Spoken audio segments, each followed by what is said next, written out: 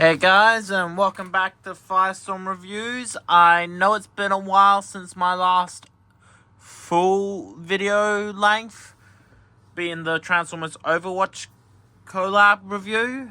I just wanted to say, I just wasn't in a good place mentally with working on long form videos.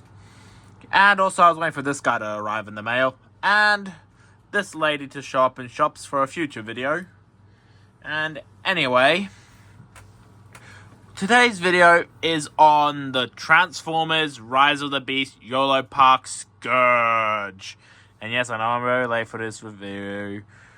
You can yell at me in the comments below if you want, but no matter. I live in Australia. We have terrible things take forever to get here, and things take forever to be delivered from mail. Anyway, let's get into the review, starting with the packaging.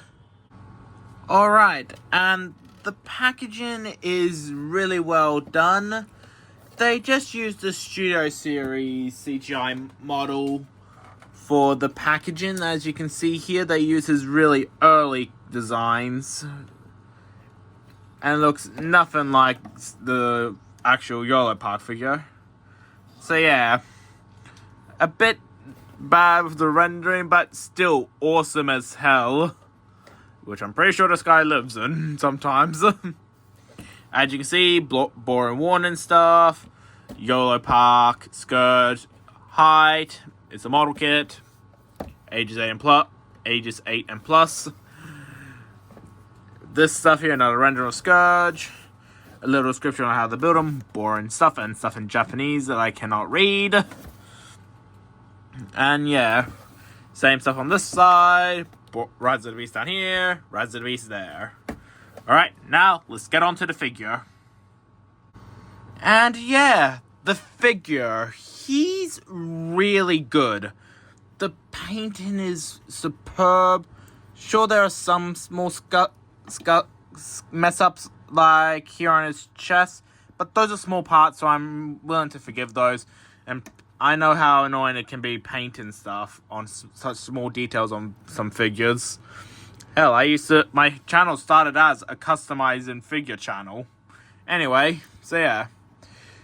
The detail is all sweet. You got all the Decepticon, Autobot badges, and some Predacons. Surprisingly, no Maximal badges that I could... Oh, never mind, found one. So yeah. Paint's all really good, and unlike other Transformers who have to contend with backpacks that mess up with their robot mode sometimes, he doesn't have one, which will probably make Jobby the Hong really happy because of his whole stance on Black Lives Matter thing he had going on his channel. And yeah, really nicely made. The details all stand out, and it looks pretty screen accurate. And let's have a look at his accessories. He comes with 4 if you count his mask. He comes with his ion, plasma, dark energon cannon, whatever you want to call it, which goes on his hand by just popping off that and plopping that on and closing those up. And now he can go around shooting people and infecting them with Dark Energon. And let's put his hand on Megatron for now. And yeah, this cannon is really nice. I gotta say, it's better than the Studio Series one. Actually, let me get the Studio Series one's cannon to compare them. And then we'll continue on with the accessories. And here we have both my Scourges showing off their cannons. And yolopart does it with the cannon. It's understandable because they probably had a bit of a bigger budget with it being a model kit and all that. But this was also very affordable with only being $40 Australian. And I believe it's $30 American. And yeah, definitely does things better than the Studio Series cannon. Let's get this fella out of the way. And yeah, another one of his accessories is his sword here. And a quick move before I can gush how much I love the sword. This piece here on his shoulder, for my copy, I'm not sure if this is a problem with all copies, it kept popping off whenever I moved his arm just the slightest amount. So yeah. So let's fold that back down. And yeah, his sword, very amazing. I'm also yet to see a single Scourge figure have the sword have the orange tint that they all seem to do in concept art and promo images. So yeah, I'm a little curious about why each Scourge has that. And yeah, it just slides into his arm there and can be taken off. And one of his last accessories is his mask here. Well, not mask, alternate face. So you can take his mask off. You just take it off like that. And it does come with an already attached face. But this one has like this little hole in the middle for fitting the mask on. And yeah, to just take that off, you just go around here and pull it off. And it leaves you with one of the most cursed images you've ever seen. I'm just going to leave this on camera for a little bit for you guys.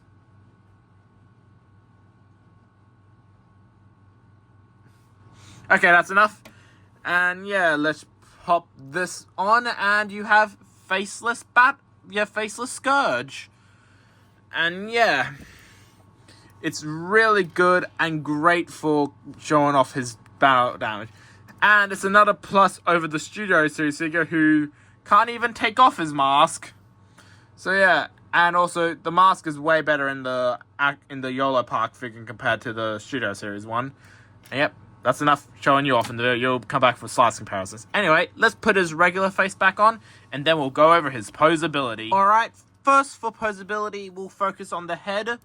It's on your standard ball joint, so you get plenty of 360 rotations with it. He does have a small jaw hinge there, but my one's really tight and I don't want to risk breaking it, so I'm not going to try to move it. And yeah, he has like a ball joint embedded in his neck, so he gets decent neck articulation. These little shoulder things here move up and down. Universal arm rotations can move in and out on a butterfly joint. These shoulder pads move. His arms, and he has a bicep rotation that's pretty tight but also decent. Double bend at the elbow. They get you a better shot of that.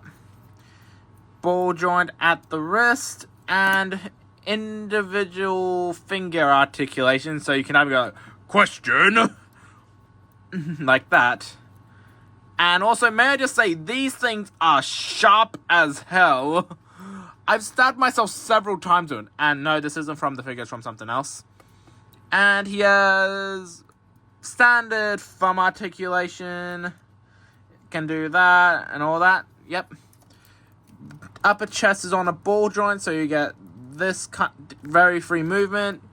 Race is on a ratchet or something. Same for the upper forearms and that here. But here, it's on it just spins around.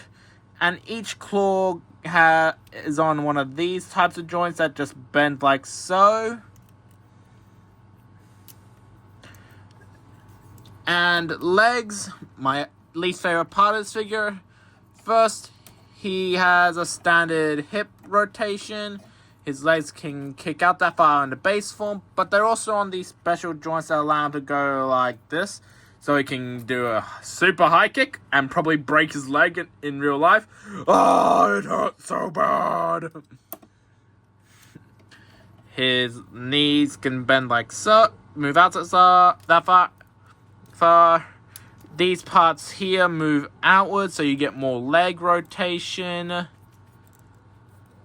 And he has standard foot articulation for a figure like this. He has a decently stiff ankle pivot and foot thingy.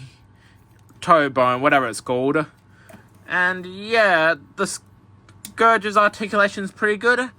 And none of his articulation is lost with any of his accessories. And now let's move on to size comparisons. Alright, here we have him next to the Rise of the Beast, the Predacon and Terracon cast. And yeah, he's definitely bigger than all of them. Here we have him next to Studio Series, Bumblebee movie, concept art Megatron. And I gotta say, I don't think this is how he would look if the two of them stood next to each other in the actual movie franchise. I feel like Megatron would be probably bigger than him, or at least the same size of him, and way stronger. Anyway, let's move on to my next figure in the size comparison. Here we have him next to the characters whose faces look like their faction mask. And yes, I think that looks like that. Well, we can't really see it, so let me just...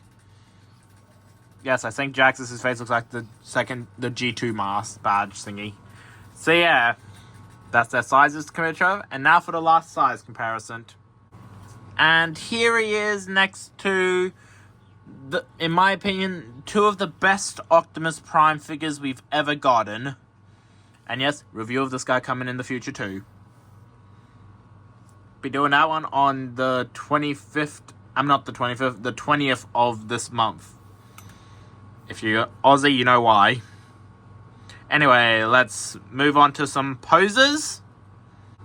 Here we have him about to kill Bumblebee for the second time in a row. Here we have the superhero Landon. Or would it be the supervillain Landon? Let me just rephrase that. Here he is doing what he probably should have done to Optimus Prime and shooting him with his Dark Energon cannon to make him evil. Now that's how I would like to see Nemesis Prime brought over to this universe. Pointing and shooting. Here we have him claiming the Transwarp key. And here he is just T-posing because... Now, let's move on to my final thoughts. So yeah, my final thoughts on Scourge. Well, I gotta say, he's a really good figure. Definitely worth the pickup and purchase of. If you don't already have this figure, go out and get him. Or if you can't, settle for the Studio Series figure. But yeah, he's gotta be the best Scourge figure that I ever owned. And yeah, if you find him for cheap either on the aftermarket or he's on sale at yolopart shops online, pick him up. And you gotta bet I will be doing a review on some of their other figures.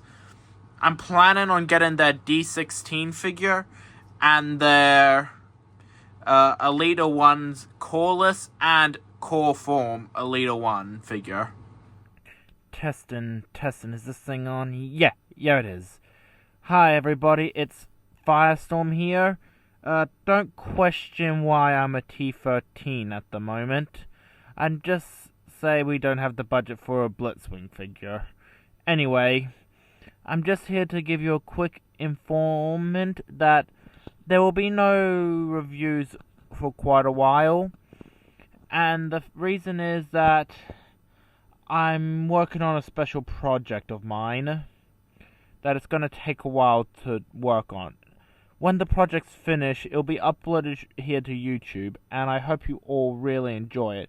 It's not because I don't want to make these videos anymore, it's just I want to work on a special project of mine, and I really want to put in the effort. And that's all I really want to talk about. Let's get back to live action Firestorm. And yeah, that's it for now. Don't forget to like and subscribe, and I'll see you all next time. Bye-bye.